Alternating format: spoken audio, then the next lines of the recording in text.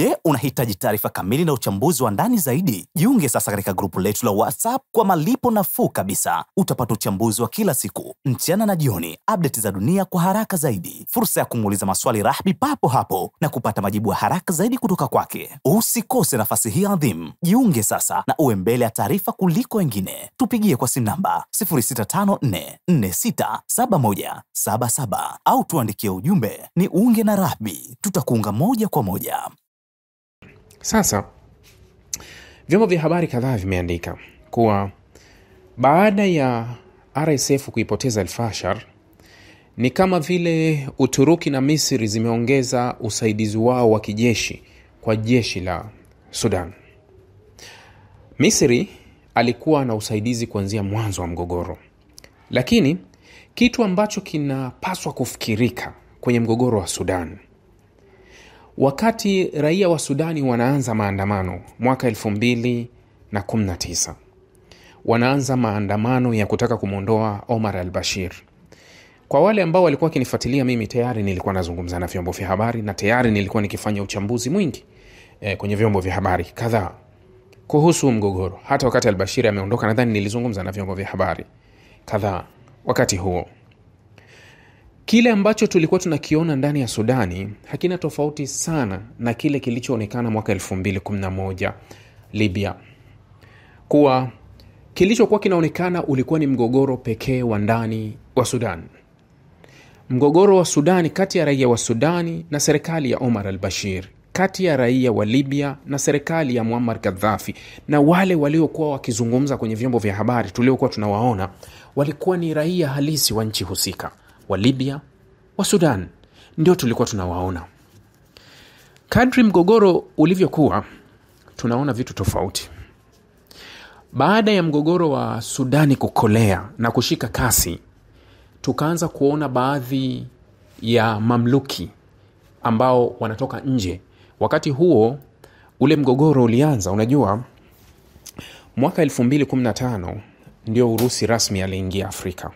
Mwaka 2015 akija kusaidia mgogoro wa Jamhuri ya Afrika ya Kati baada ya serikali kukaribia kupoteza. Na wakati huo Wagner ndio walikuwa wanaanza kujitanua kutoka Urusi kwenda mbali. Kwa hiyo naweza kusema kuwa moja ya vikosi vya mwanzo kabisa vya Urusi kufika Afrika vilikuwa ni Jamhuri ya Afrika ya Kati. Wakati mgogoro tu umezuka wa Sudani, tukasikia kuwa kikosi cha Wagner ambacho pia kilikuwa Libya kikitoa usaidizi kwa Khalifa Haftar, hicho kikosi kilivuka mpaka na kuingia Sudani kusaidia RSF. Ndio maana huwa nawaambia kuna vitu viangalieni mara mbili. Naposema nchi kubwa zote ni mabeberu, nchi kubwa zote ni za kibepari, nchi kubwa zote, hakuna nchi ambayo itakaa nyuma yako eti inakusaidia kwa sababu inakupenda sana na hauna kitu. Chukulia kitu kimoja. Kuna mvutano mkali kati ya Urusi na Marekani ambapo wanaonekana kama ni wapinzani halisi kabisa unapowaweka. Mgogoro wa Urusi Ukraine, vita vyao vya kibiashara Ulaya na kwingine wamekuwa na migogoro.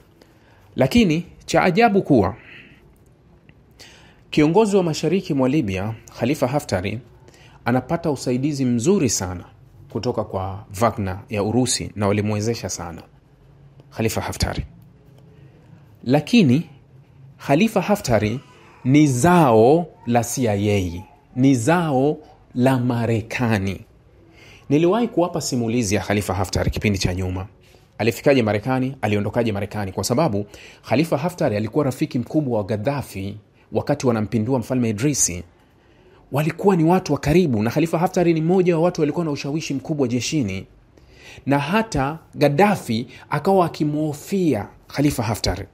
Unajua, ndani ya wanasema ni vigumu sana kwa mtu, yani wanasema mara nyingi maadui wengi walianza kuwa marafiki. Yani mara nyingi inakuwa kwanza walikuwa marafiki afu baadaye wakageuka kwa maadui, au wanaweza kuwa maadui halafu wakageuka kuwa marafiki.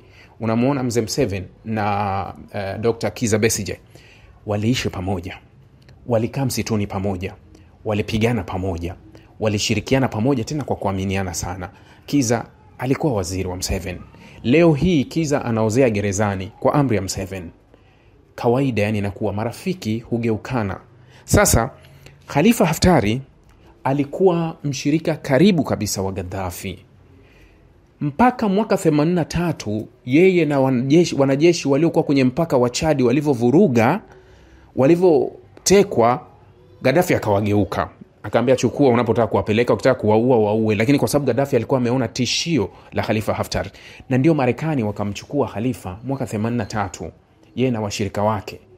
Na crew ilikuwa kama ina wanajeshi zaidi ya 80. Marekani wakaambia tunawataka hao. Ndio akawachukua.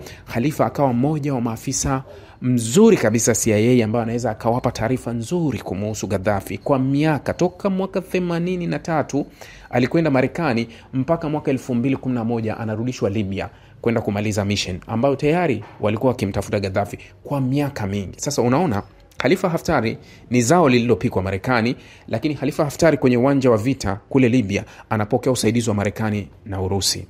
Upande mmoja watakuonyesha tofauti unavyohisi. Sasa ukiutazama mgogoro wa Sudan ulivyokuja, ulikuja na sura moja tu ya raia wa ndani wa Sudani wamechoshwa na hali ya Omar al-Bashir na wao wanataka mabadiliko.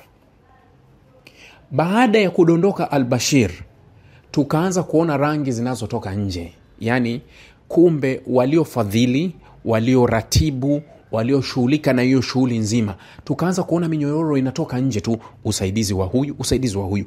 Kama ilivyokuja kwa mgogoro wa Libya, walikuwa wanaonekana wa Libya wakipinga kile kinachofanywa na Gaddafi.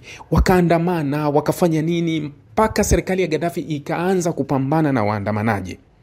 Baada ya kuanza kupambana na waandamanaji, ndio hapo NATO inavunja mstari wake kuwa tunakwenda kuwasaidia raia wa Libya waliokuwa wananyanyaswa na serikali yao.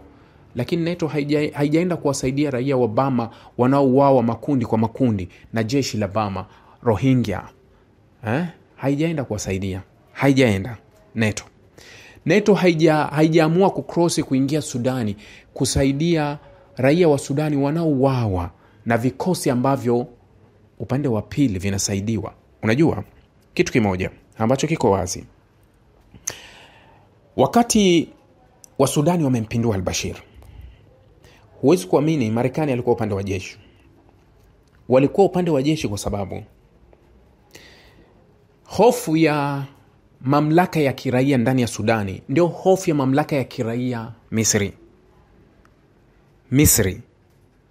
Tishio la Brotherhood ni tishio baya sana ambalo lilikuwa linasumbua sana ulimwengu wa magharibi, hasa uwepo wa Israeli.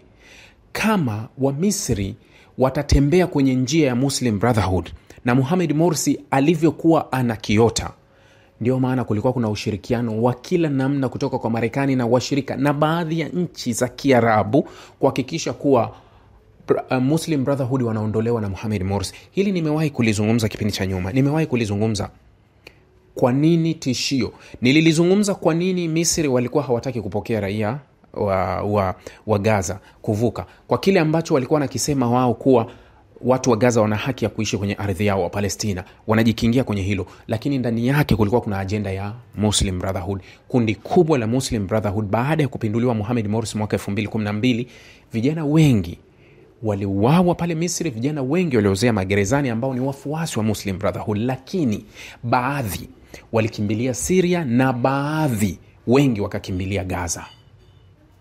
Ndio ambao Misri hataki warejee upande wa pili huku. Sasa iko hivyo.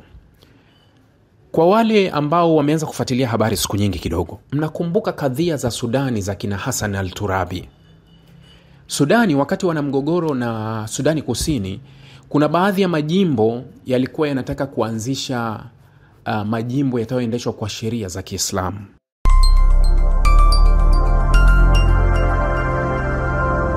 Rahby Digital, haki na ukweli.